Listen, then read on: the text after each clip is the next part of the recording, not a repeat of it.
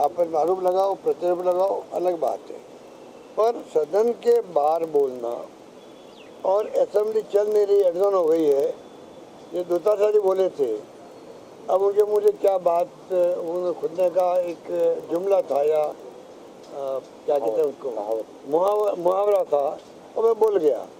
उसको इश्यू बना के 1 घंटा बहस करवा दी उनके एब्सेंस के अंदर। एक इतना सीनियर एमएलए थे, वो एमएलए हैं, पीसीसी प्रेसिडेंट हैं, 1 घंटा उनकी एब्सेंस में बहस करवाओ, और क्या क्या मेंबर ने कमेंट किए आप सोच सकते हो। और फिर क्या कमेंट कर दिए खुद ने स्पीकर ने, अभी तक उस कमेंट को हटा नहीं पा रहे हैं। तो ये जो माहौल बना रहे हैं, ये पक्ष विपक्ष में तो दूरियां बढ़ा रहे हैं, जबकि लोकतंत्र में एक हद तक आलोचना जम के सुने सत्ता पक्ष, आलोचना जम के करे विपक्ष, जिसे फायदा है पब्लिक को, ये सब ठीक है, पर सीमा पार नहीं होनी चाहिए। इस प्रकार का बहस करवा के उन्होंने सीमा पार करी, और मैं समझता हूँ कि वो अच्छी परंपरा नहीं है। अब जो कैमरा लगाए हैं, ये तो जांच होनी चाहिए, जांच होनी चाहिए। क्या कैमरे लगा सकते हैं? क्या कैमरे स्पीकर के आदेश से लग सकते हैं क्या? बिना जो असेंबली है उसके खुद के कायदे कानून होते हैं, क्या उससे हटके आपने लगवाए हैं या कैसे लगवाए आपने? सही जवाब देने के लिए कोई तैयार नहीं है।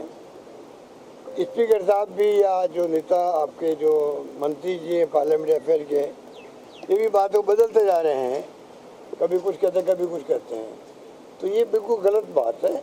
मैं समझता हूँ कि ये जांच होनी चाहिए। बहुत भयंकर रिएक्शन है विपक्ष के अंदर, हमारे माननीय विधायकों के अंदर। नेता प्रतिपक्ष ने अच्छे ढंग से उनको सदन के सामने रखा है, और सरकार को भी गंभीरता से लेना चाहिए इस बात को।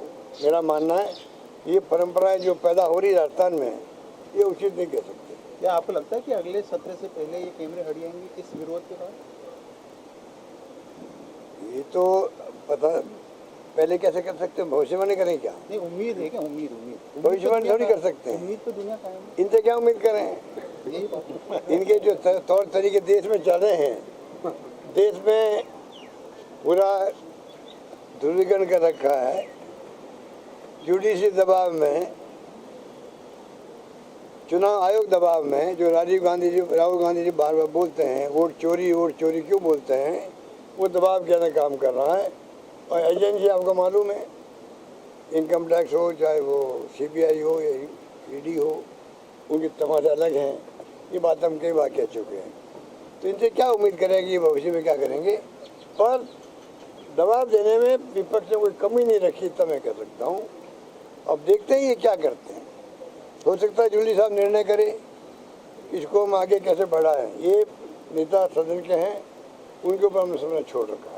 इस पूरे सदन में आप खुद अजमेर जाके देख के आए, क्या सिचुएशन है ग्राउंड पे, और आपके बाकी एमएलएज भी हैं, तो ये फ्लड्स की वजह से आपको क्या लग रहा है कि सरकार का रिस्पांस एडिक्वेट, मतलब सही है, वो राहत पहुंचा पा रहे कि नहीं? क्योंकि किसान बहुत परेशान है, अभी झालावाड़ में सब अजमेर नहीं है, प्रदेश के अलग अलग जिलों में आपको ग्राउंड देखिए, वो जो आपने कहा अतिवृष्टि कई बार आती है, कई जिलों में आती है, हम लोग जाते भी है, सब लोग जाते हैं। मैं इसलिए भी गया कि वो जो बांध बना हुआ है उसकी दीवार अचानक टूट गई, तो जो एरिया है उनको इतना विश्वास नहीं था कि बरसात तो इतनी बरसात हो रही थी, इतनी नहीं हो रही थी, घरों में पानी भर जाएगा अचानक। पानी वो आया बांध का, तो इस स्थिति को अलग ढंग से लेना चाहिए था, वो नहीं लिया गया।